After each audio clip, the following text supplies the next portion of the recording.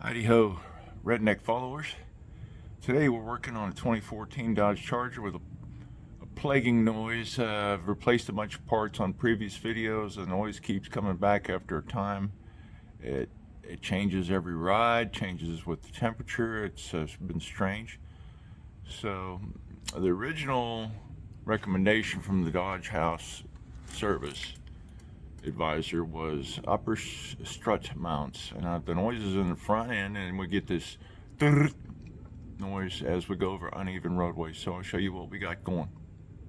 First thing we do is for safety, got it jacked up under the pinch weld with a jack stand on the pinch weld as well. All right, next thing we did is remove this nut from the upper control arm ball joint. And I have a puller that works really well on that. Anyway, we're going to end up removing the sway bar strut upper, and then we will remove the big boy bolt on the lower strut, and there's 3 nuts under the hood.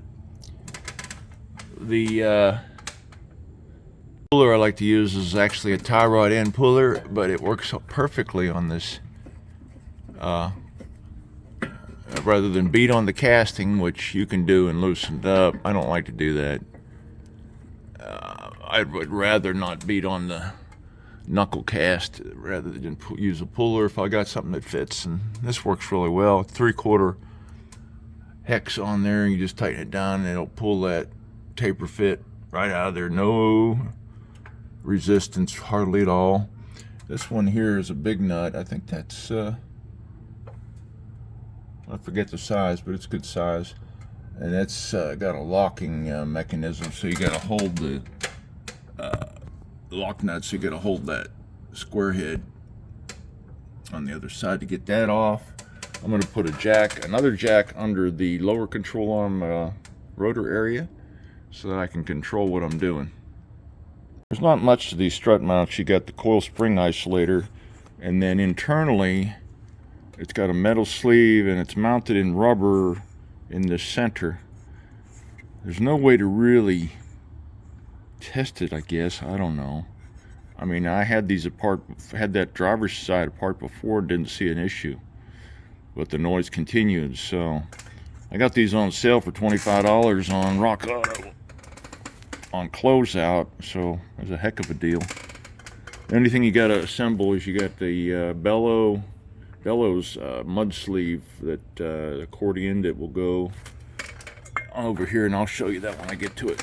Okay, that one came right off. Backed up the big bolt on the lower mount of the strut and backed off the sway bar end link. I also took out 3 nuts on the top 3 studs. Now this thing should come out of there. I may have to drop my control arm down, the whole assembly. Here you see the compressor, spring compressor in position. I like to put it on this way. It's got a double hook on one end, single hook on the other, and they're kind of Mickey Mouse, but just keep out of the line of fire. The top nut is 18, and the center hex of the stud is 8, so you got to hold the 8 either with a crescent, or this is better because I can back it out. I've already loosened it up with the impact, so we just need to hand loosen it the rest of the way, and we'll get this strut disassembled the rest of the way. Yeah. So yeah, she's fighting me. I guess I could have used some WD-40 or soap, but I finally got it started to split it. So we finally got it apart. We got the bellow mudsling protection for the piston and shaft of the strut, and this will come apart, and then I'm going to put the sleeve, and the snubber goes where, like so. It's kind of a lightweight but yet dense rubber or foam or something, pretty heavy duty. This sleeve with the lip will go over here with the new isolator, and then we'll start assembling. So as you can see, I jammed that bellows into the rubber spring isolator. We're going to slide her on there. It has to index because it has an eccentric shape. It has to index and in this little high spot. Okay, here we are assembled. Snubber goes there, there, slides on here, a coil, and will butt up against this piece on the rubber, and everything has to index perfectly. You may have to tighten up your spring compressor to get everything started back together. And once we get that on further, then we'll put the nut on. Here we go. Okay, as you can see, I started the nut. I did get a couple more threads tightened up on the spring compressor. So now I'll get my 1/4-inch drive, number 8, and my number 18 double box, and crank that baby down. Okay, you gotta make sure that the coil spring is indexed in the isolator all the way, top and bottom. And then you can start tightening things up, and then you'll take off the spring compressors.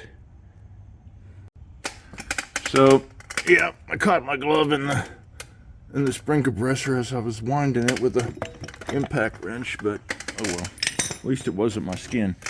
All right, we're done. I put an extra, double checked that 18 separately with a box, double box. It's tight. And double check my work. Yeah, everything appears to be indexed properly. I was talking to you about that. Bottom is there, and the boot and everything. So the only thing we ended up with was upper isolator and strut mount. The original bellows boot, and the snubber is still in position and been really reused. Yeah, she's way down there. All right, now we got a reverse assembly. Okay. Yeah, I double checked all my tightnesses, all my bolts and nuts and everything. You got your strut, no, sway bar end link mount, stud and hex. You got your bolt going in your lower mount. You got your upper ball joint slash control arm. Make sure that's good and tight. Make sure your center is 18 millimeters tight, and then these little guys that go into the I guess you call it the strut tower, sheet metal and whatever. Make sure they're good to go. And yeah, you saw in the previous video of my Schumachers, this one's more temporary than the other cars, because I don't know if I'm going to keep this car forever. It's actually for sale right now for $12,500 or 75,000 miles. So matter of fact, it's just a time to put the tire on, torque it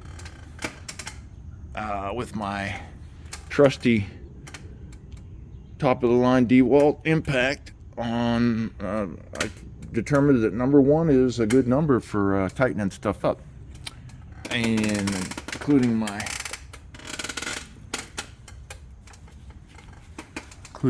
lug nuts. So anyway, I'm hoping this cures it. I've already taken it for a ride, driver's side first, and took it for a ride. I couldn't hear anything, but that doesn't mean anything. This thing comes and goes, and it's been plaguing me.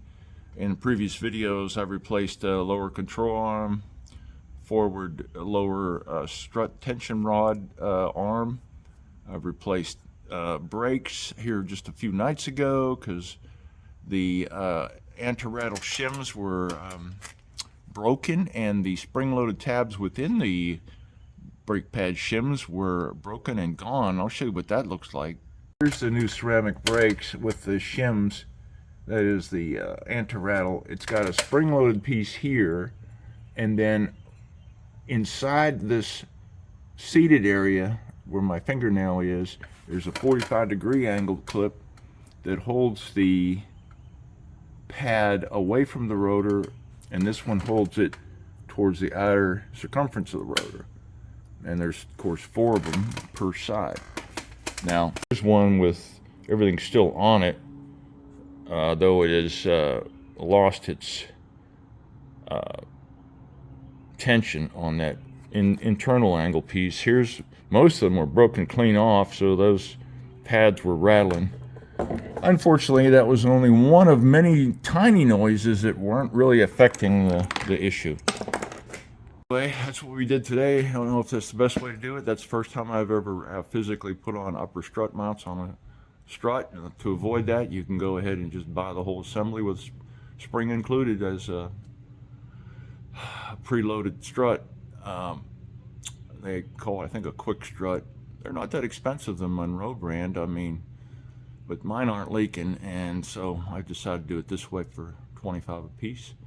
Learn a little bit. Anyway, that's how we did it today at the Redneck Channel Garage. Appreciate you watching. Please subscribe if you haven't already. Like, share, and more importantly, comment and subscribe. And happy Good Friday to you, and God bless.